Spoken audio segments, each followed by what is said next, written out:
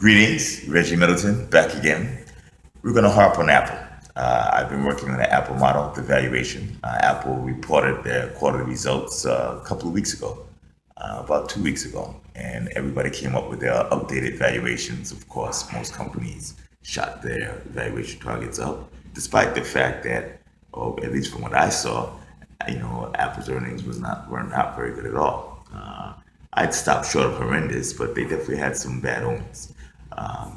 I actually had to do a significant amount of research, studying and thinking, contemplating to come up with the Apple valuation. I'm still working on it. My subscribers, my paying subscribers, can look at the last valuation report.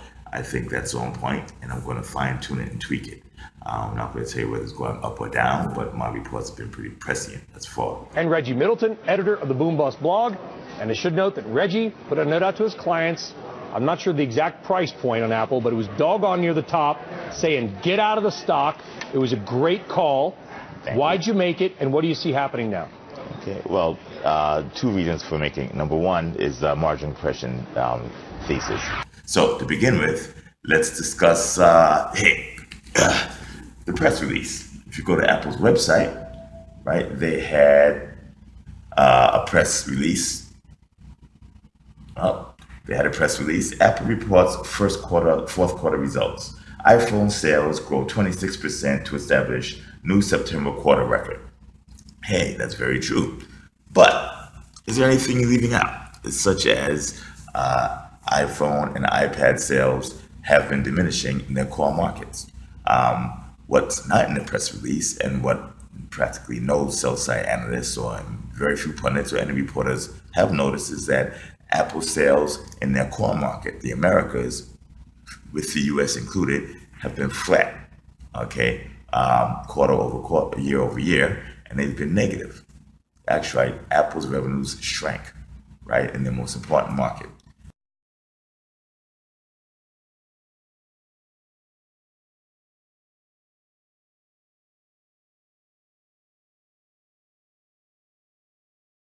Well, you can have both margin and market share issues, and that's what Apple has. Apple is losing market share. Remember, the market is growing exponentially, right? But proportionally, Apple is losing market share. Absolutely. So they're getting bigger, they're just not getting bigger as fast as the market. As fast as the market. Same thing in Pacific Asia, and same thing in Europe, right? They were 0% flat, and they've grown very, very slightly as a sequential revenue change. Apple's growth is being powered by Asia.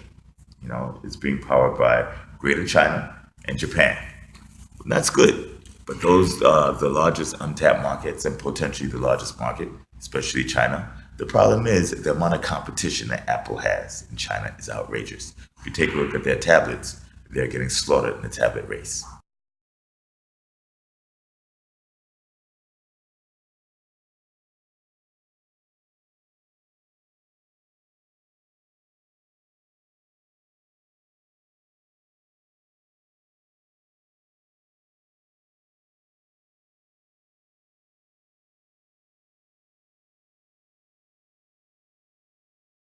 Okay, that's another thing that the press release forgot to mention. Of course, that's Apple's job, and that's their PR agency's job to forget to mention things that are not favorable.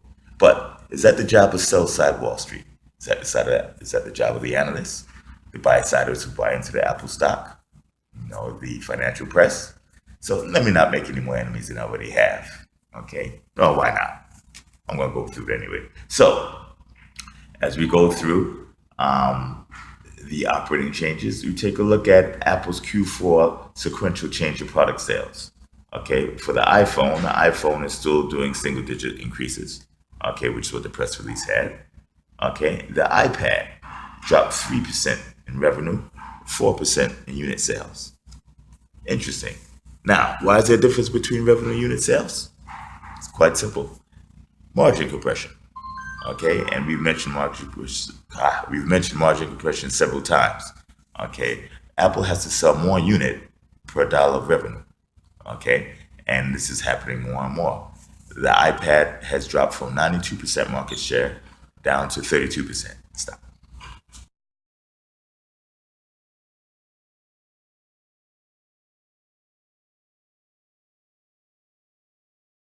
In addition, their margins are shrinking. They shrunk from last quarter. And in addition, Apple, a lot of people said Research in Motion also was making a lot of money. And fundamentally, they were. By the time the fundamentals show the margin compression, Apple it's too late. Is pretty much done from in terms of a fat margin business model, simply because the competition from Google was designed. So you think Apple's margins have peaked? They will never be as high as they have been? Absolutely never. Absolutely never. A lot of people think it's a technology race between Apple and Google, but Google used a business model to attack Apple and not necessarily tech. That business model is what we call a less than free model, which prevents Apple from charging extreme margins.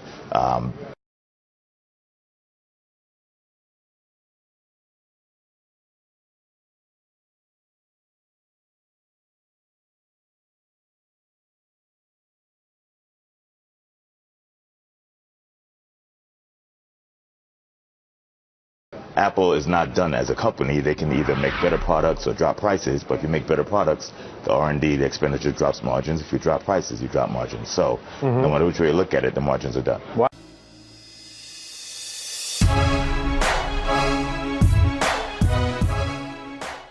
Reggie Middleton. Reggie Middleton. Reggie Middleton. Reggie Middleton. He doesn't mince his words. We're talking about Reggie Middleton.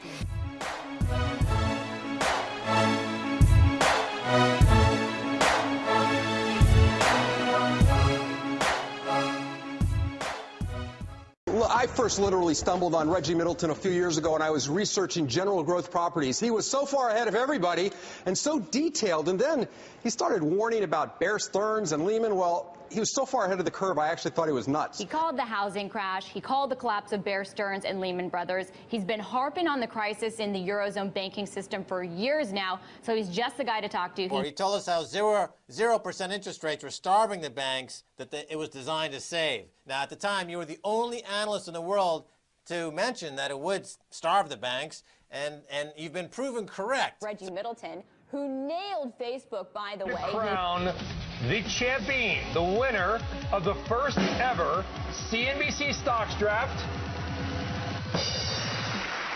Yay! Reggie Middleton! I mean, not to be impolite, but what makes you so special that they all want to read your blog? I can step on toes and be objective and offensively honest. And Reggie Middleton, editor of the Boom Boss blog. And I should note that Reggie put a note out to his clients. I'm not sure the exact price point on Apple, but it was doggone near the top, saying get out of the stock. It was a great call. Okay, if Google Glass succeeds, it changes the way computing is done. You no longer use cell phones, notebooks, laptops. You walk around. Your computing experience is implied virtual reality. It's worn on your eyes. It's a total different way of doing things. 1 second. That's not their fault. They don't manufacture.